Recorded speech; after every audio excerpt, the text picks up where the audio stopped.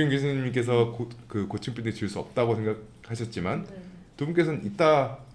그죠? 네. 저도 유현진 교수님께서 없다고 생각하면 저는 충분히 있다라고 생각을 하거든요.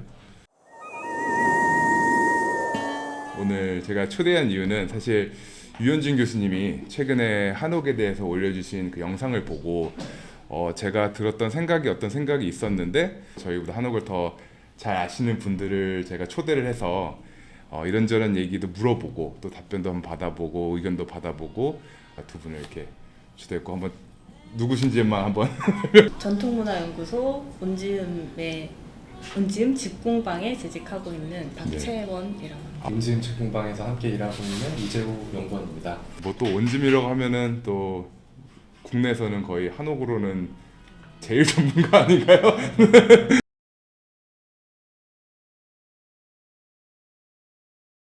뭐 제가 틀려도 두 분께서는 맞는 얘기를 해주실 것 같아서 네. 일단 제일 궁금한 건 사실 그거예요. 한옥이란 무엇인지, 우리가 어디까지 한옥이라고 하는지. 유현진 교수님 같은 경우도 한옥에 대해서 두 가지로 일단 구분을 하셨어요. 크게 뭐 한옥의 형태만 있어서 한옥이냐, 뭐 비율 얘기도 하셨고, 한옥을 외형적으로 보느냐 아니면 거기서 경험하는 것을 보느냐, 뭐 이런 여러 가지 얘기를 해주셨고, 유현진 교수님의 그 의견을 말씀해 주셨는데 두 분께서 생각하시는 한옥은 어떤 건지 일단 좀 그게 궁금하더라고요. 그 한옥이라는 용어 자체가 옛날부터 있던 게 아니거든요, 당연히. 양옥에 대체되는 용어로서 이제 말하자면 이제 현대, 근대에 와서 생긴 말이고, 우리가 뭐 양복, 한복 이렇게 얘기하듯이 딱 들으면 당연히 한옥은 집, 가정집, 주거 네네네네. 용도의 어떤 한국적인 건축물만 떠오르잖아요. 네네. 그래서 사실 거기서 오는 편견도 굉장히 많아요. 그래서 아마도 한옥의 집의 형태는 이런 모양이어야 하고 막 이런 게 그런 데서 오는 것도 저는 굉장히 크다고 생각을 하거든요.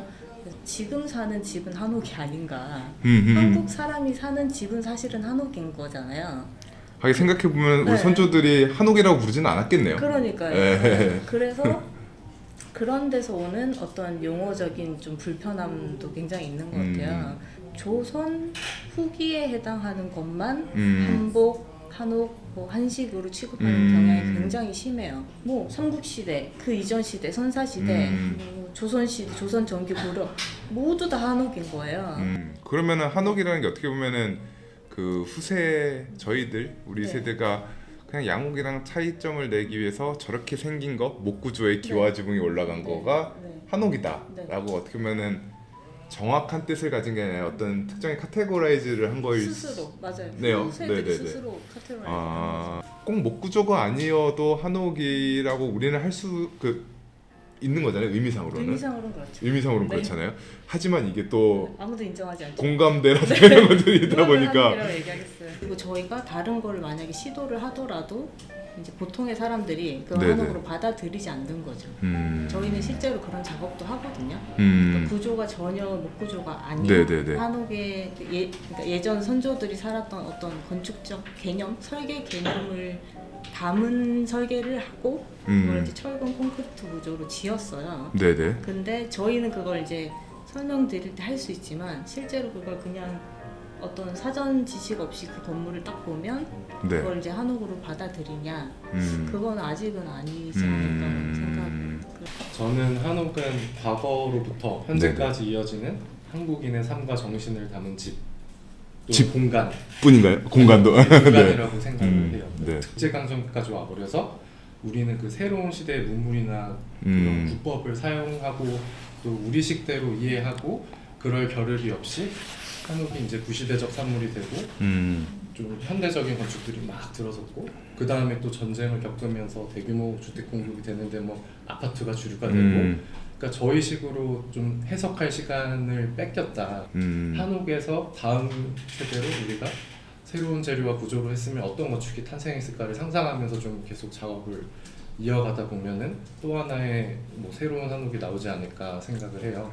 일본도 뭐 그런 식으로 자발적으로 해오다 보니까 젠 스타일도 나오고 뭐 노출 콘크리트인데도 일본 집이다라는 그런 인식들을 충분히 주고 있잖아요. 네네네. 근데 우리는 안타깝게도 그럴 기회를 좀 빼앗기기도 했고 그럴 시간이 없었기 때문에 좀 지금 딱 그 시점이 그거를 찾는 시간인 것 같아요. 물주님께서 그냥 넌지시 던진 질문에 되게 하는 순간이 있었던 게 그럼 기와가 없어도 한옥인가 이제 목구조 아닌 것도 있고 이제 기와에 대한 얘기도 있더라고. 그래서 제가 그때 진짜 그러네라는 생각을 좀 해봤었어요. 근데 그래서 저희가 바로 테스트를 해봤죠. 사실은 저희가 바로 테스트를 바로 궁금해서 바로 테스트를 해보고 싶었어요. 네. 그래서 이게 저는 궁금한 거예요. 저희가 한옥이라고 인정하느냐 안 하느냐보다는 네.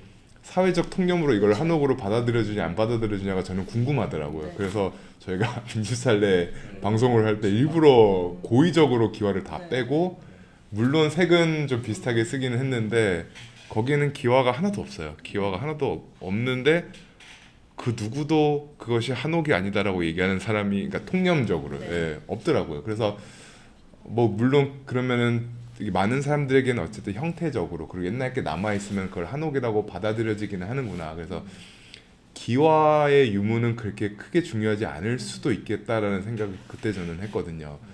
선생님께서 그때 가셨던 콘크리트 무중원 저는 그걸 보자마자 그냥 일차원적으로 이거 한옥 같다라고 저는 생각했거든요. 그러니까 저도 이게 왜 이걸 한옥 같다고 생각을 하세요라고 물으면 할 말은 없어요. 그 이제 제가 한옥에서 봐왔던 느낌 네.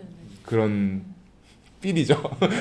필이 그게 중요해요. 예, 거기서 되게 많이 느껴졌었거든요. 사실은 형태적으로 한옥적인 거는 저는 없었다고 생각을 하는데 그게 되게 많이 느껴졌고 그거를 제가 다른 분들한테 물어본 적은 없지만 네.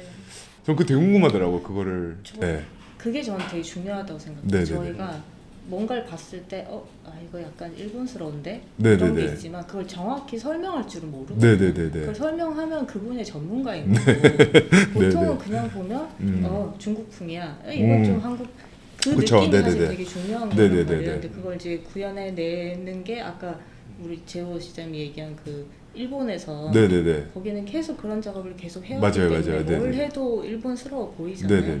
근데 저희가 사실 추구하는 것도 그런 쪽이고 음. 그래서 그런 말씀을 일단 해주시니까 너무 아, 기쁘고요. 네. 다행이네요. 네. 사실 그리고 저는 은지이랑 작업하면서 사실 한옥에 대한 편견이 저도 많이 깨졌어요. 저도 한옥에 대한 편견이 잔뜩 있었더라고요. 하면서 많나요? 예. 매우 많아요. 엄청 심지어 많이 한옥 있었더라고요. 업계에 있는 분들도 엄청 네. 제가 겪어봤죠. 또. 많습니다. 네네네. 시미 같은 거 네, 맞아요. 맞아요. 깜짝 놀랐습니다. 네. 나름 한옥 전문가들이라고 더 하시는데, 심하죠? 네.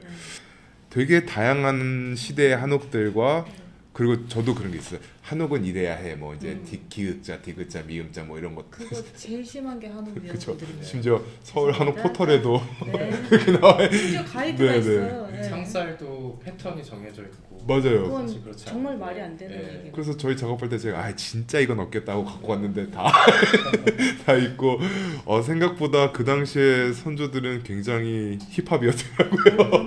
네, 굉장히 뭐 자유롭고 막 이렇게 했던 것들을 보면서 한옥이라는 게 어떻게 보면 계속 늘 주장하지만 우리가 오히려 후세가 되게 테란에 맞아요. 가둬놓고 생각을 하고 있다. 심하게 가둬놓고 있어요. 네, 지금도 저희는 주로 한옥을 설계하니까 제일 답답한 음. 게 그런 가이드 라인이 정해져 있기 때문에 한옥은 땅에서부터 4m 이내에만 한 층을 설계할 수 있어요. 네네네, 법규가. 네네네, 지구 단위로. 네네네. 근데 말이 안 돼. 한옥이 얼마나 다양한 형태를 가지고 있고 얼마나 다양한 인면을 가지고 있고 우리가 이제 한옥 쪽에서 말하는 네네. 일반 건축도 통층도 있고 네네네. 무슨 4m 되는 단층도 있고 뭐 되게 많잖아요. 네네네. 근데 그게 한옥은 안 되는 거예요. 네네네. 오히려 그런 말도 안 되는 보호 제약 때문에. 네네네. 근데 저희는 네. 원지는 들 얘기 그런 보호를 없애달라. 필요 없다. 음. 단열 다 지키겠다. 음. 법규 다 지키겠다. 네네. 왜 그게 필요하냐 한옥이. 너무 이렇게 아끼고 이렇게 음. 모든 거 보호하고 이렇게 과잉 보호로 애가 크지를 못하는 거예요. 저희는 그게 굉장히 그건 되게 한국적이네요. 네. 학부모. 김원 총님께서 되게 중요하다라고 얘기해 주셨던 부분 중에 하나가 비율이 있어요. 비율. 특히 경복궁 그때 저희 데리고 이렇게 투어해 주셨던 것 중에 경희루 같은 경우는 그 유현진 교수님도 그 부분을 딱 얘기하세요. 이거는 이 비율을 딱 만들기 위해서 이렇게 됐다. 네. 그리고 그때도 김봉현 총장께서도 얘기하신 게 이 비율을 만들기 위해서 어떤 노력이 들어갔는지 그리고 그 비율이 굉장히 여러 가지 한옥의 굉장히 중요한 요소로 다루어지고 있는 것 같아요. 그럼 그 비율은 지켜져야 되는 건지 아니면은 그런 것도 좀 궁금하더라고요. 저는 굉장히 중요한 부분 같아요. 음. 그러니까 꼭 눈에 보이는 네. 재료 구조만 한 식으로 만들면 다냐 그게 아니라 거기에 이제 진짜 중요한 핵심 정신이 뭔지 알고 네네. 그거를 풀어내는 게 더 한옥에서 중요한 점인 것 같은데 그 중에 네네. 비례도 있다고 봐요. 그러면 그 유현준 교수님이 말씀하신 한옥으로 고층 빌딩을 지을 수 없는 이유 중에 그 비율 부분을 되게 강조하신 게 있는데 그거에 대해서는 동의를. 고층 빌딩을 못 만드는 거랑 네. 비율은 사실 크게 상관관계가 없거든요. 상관관계는 없다고. 각각 다르게 작동은 하죠. 비율도 중요하고 네네네. 뭐 그런 요소가 있긴 하지만 네네네. 그러니까 비율 때문에 이렇게라고는 저는 생각은 하지 않고요. 그럼 비율이 중요하지만 그게 고층일 땐 또 다른 방법의 비율이 네. 그렇죠. 있는 네, 거라는 그런 걸 거죠. 그러면은 음. 입식을 하다가 그때 네. 바닥 난방이 되면서 사람들이 좌식을 선호하게 돼서 좀 비율이 많아졌다는. 그런 걸로 보고 좌식이 입좌식이 계속 같이 있었어요. 이렇게 네네네. 가구 위에도 좌식으로 올라 앉아서 살기도 하고 음, 우리 평상 같은 것처럼. 네네네네네네. 그래서 반드시 입식만 있었다 이렇게는 얘기할 수는 없거든요. 근데 입식이 굉장히 많은 부분을 차지했고 네네네. 좌식도 좀 섞여서 있었고 그랬거든요. 네네네. 근데 완전 이제 거의 좌식 생활이 된 시기가 그렇게 길지가 않은 거죠. 그러니까 이제 우리 한국인의 전 인류를 네네네네네네. 따져보면 그쵸. 네네네. 전 역사를 따져보면 별로 길지가 않은데 그때 비례를 계속 우리는 예쁘고 아름답고 어쩌고 저쩌고가 있잖아요. 와, 우리 그럼- 굉장히 편견 덩어리다. 그러면 네. 그걸 반대로 저희는 현재 입식 생활 하잖아요. 네네. 누가 이렇게 요즘은 식당도 다 입식으로 바뀌는데 네네.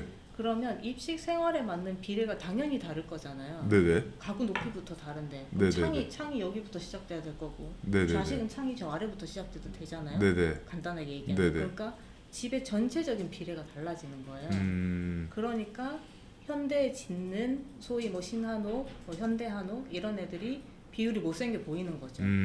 그들 나름대로 또 노력을 한 거지만 조선 후기 비례에 비하면 너무 못생겨 보이는 거예요. 그게 그럼 못생겨 보인다는 게 우리가 거기 익숙했기 때문에 다른 게 불편한 거예요. 그 점도 있을 수 네네네. 있고 혹은 실제로 그 아름다운 비를 찾지 못해서 여전히 못생기게 설계를 할 수도 있고 저는 둘 다라고 네네네. 보는데 네.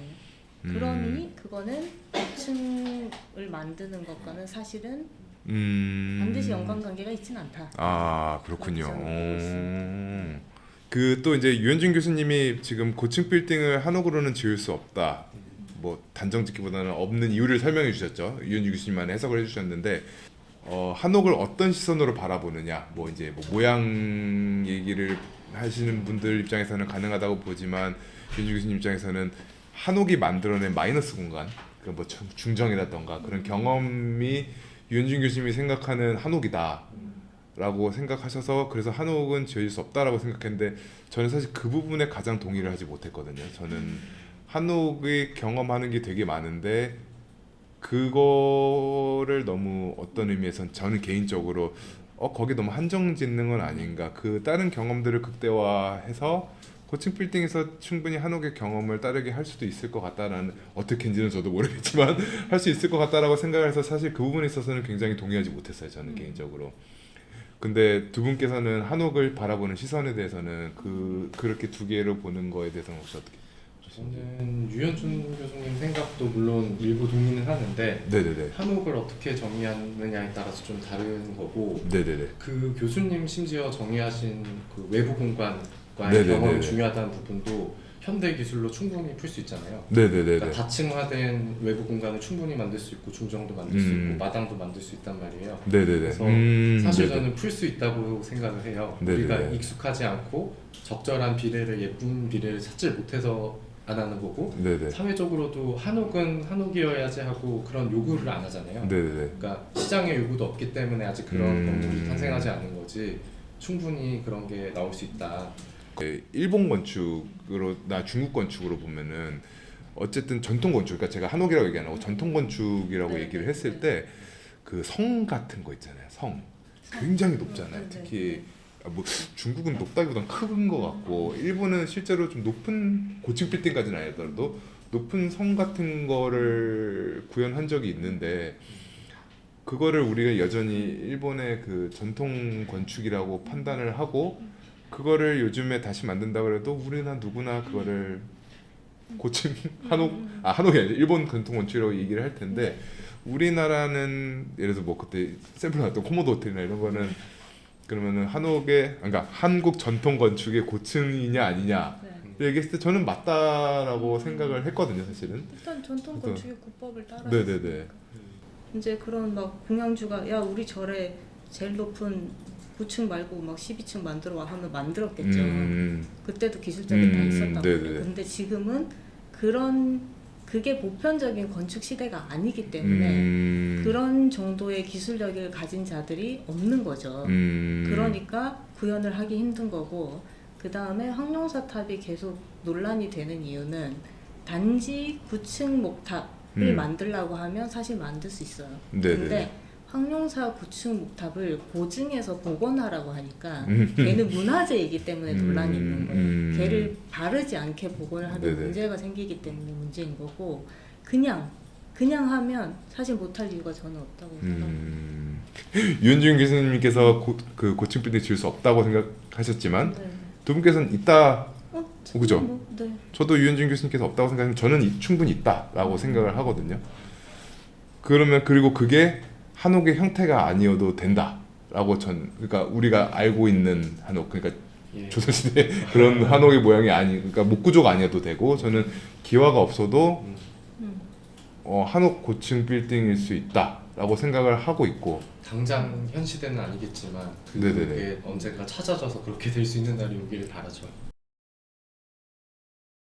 그냥 단독주택을 지었는데 다 우리가 아는 일반 요즘 쓰는 재료인데 방 하나를 뭐 이렇게 한식 도배를 하고 뭐 한식 장판을 한다던가 뭐 온도를 한다던가 약간 그런 것들이 있는데 그런 걸 보면 꼭 한옥에서 추구하는 게 마당 하나만에 국한되진 않는다. 그죠, 네네네. 목조를 원하는 분도 있고 네네. 그러니까 나무 자체에서 오는 그 되게 냄새도 좋고 기분 좋은 게 있거든요. 네네네. 한옥은 지어지고 한참 지나도 몇 년이 지나도 들어가면 그 나무 냄새가 나요. 그러니까 그런 게 좋은 분도 있고 그런 친환경적인 뭐 환지 이런 마감재가 좋은 분도 있고 실제로 그런 한옥의 기술적인 뭐 천마가 있다던가 그런 게 좋은 분도 있잖아요.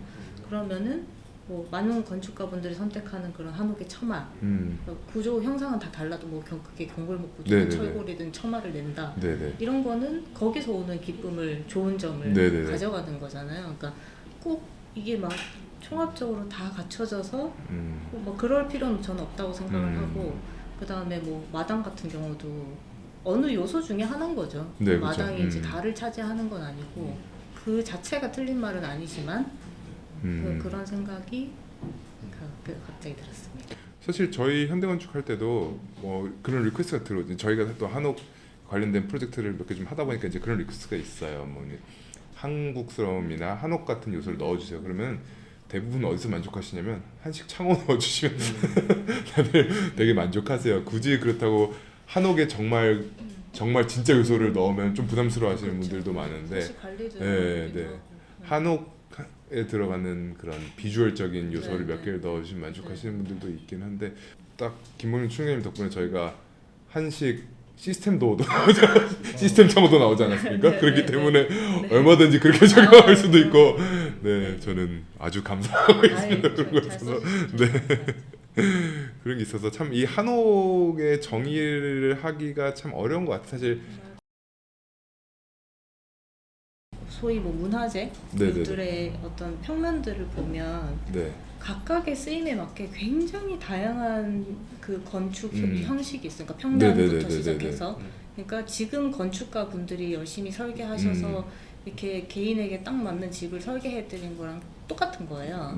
근데 보통 사람들은 그렇다고 생각을 아예 하지 않아요. 그냥 이제 예를 들어서 뭐 양동말 이런 데 구경을 가셨다. 그러면 이 집은 기와가 이렇고 뭐 벽이 이렇네. 이 집은 벽 대신에 창이 있네. 이 정도만 보고 오시는 거예요. 근데 그게 아니라 그 집에 살았던 사람들이 어떤 행위로 어떻게 집을 썼는지 어떤 평면을 가지고 있는지 사실 그런 요소들이 되게 저희는 중요하게 보고 그런 거를 저희랑 비슷한 사례가 될 때 어떻게 차용해서 쓸 수 있고 이런 것도 연구를 굉장히 많이 하거든요. 그러니까 한옥을 설계할 필요가 없는 집이다. 음. 그런 것도 그냥 목수님이 지으면 돼요. 이렇게 생각하는 것도 사실 되게 저희 입장에서 굉장한 편견이고 좀 위험한 생각이시거든요. 그래서 오히려 한옥에 대해서 그래서 편견이 생기신 분도 있어요. 자기가 한옥을 짓고 싶어서 의뢰를 했는데 설계를 안 맡기고 목수님께 맡긴 거죠. 네네네. 그랬더니 그냥 뭐 쉽게 말하면 아파트 평면 같은 걸로 네네네. 그냥 한식 뚝딱뚝딱. 구조로만 뚝딱뚝딱 지어주신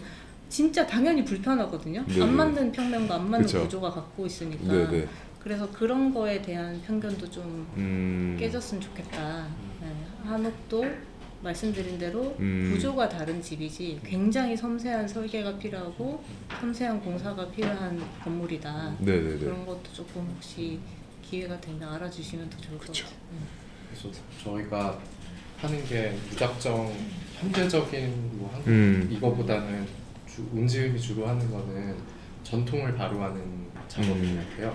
그러니까 익히 누구나 알려져 있어서 알고 계신 것들 말고 시대적으로도 더 앞선 것들이 그러나 현재 뭐 유물도 안 남아 있고 전해지지 않는 것들 그런 것들을 좀 계속해서 찾아내가지고 소개하고 전통에도 되게 다양한 것들이 있었다를 이제 선보이는 게 또 저희 중요한 작업 중에 하나인 것 같고 거기서 오히려 모티브를 현대 건축가들이 많이 얻으셔서 작업을 해볼 수 있지 않을까. 저희가 해도 좋고 우주머처럼 네네네.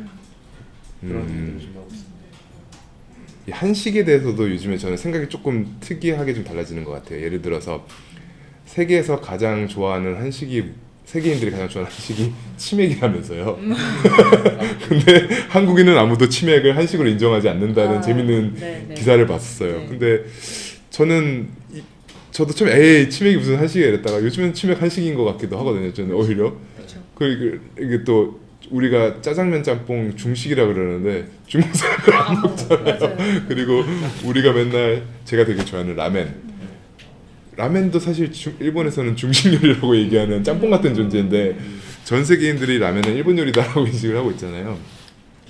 그런 것처럼 이 뭔가 어떤 특정한 장르를 나눌 때 이게 조금 애매모호한 것들이 있고 그게 발전됨에 따라 달라질 수 있다 보니까 저는 이 한옥이라는 것도 우리가 기존에 알고 있던 거나 발전한 게 완전 미래에 완전히 다른 게 또 어떻게 보면 믹스돼서 또 나올 수도 있을 거라고도 보이거든요. 네. 그렇기 때문에 한옥이라는 게 뭐가 안 된다는 사실 딱히 얘기하기도 좀 어려운 것 같아요. 모르죠. 나중에 공중에 뭐 기술이 너무 발전해서 공중에 붕붕 떠 있는 게 한옥일 수도 있고 요즘 얘기하는 모빌리티 하우스 자동차가 집처럼 되는 것도 한옥이 될 수도 있는 거잖아요. 어떻게 보면 그렇기 때문에 이 한옥을 어디까지 한옥인가 이런 게 참 재밌는 것 같아요. 그래서 더 저희가 올해 작년 초부터 이제 비슷한 네네네. 저희 내부 네네네. 온지에서 비슷한 게 논의가 있었고 계속 말씀해주신 김몽렬 총장님께서 네네. 그런 강의를 해주셨었어요. 네네네. 그게 뭐냐면 예를 들어서 지금 저희가 입고 있는 이런 옷 있잖아요. 네네네. 이게 저희는 이게 양복이라고 생각하잖아요. 네네. 근데 저희가 떠올리는 한복 네. 그 시대, 그러니까 예를 들어서 조선 후기 네네. 그때 같은 동시대의 서양 복식을 보면 네. 지금 옷이랑 달라요.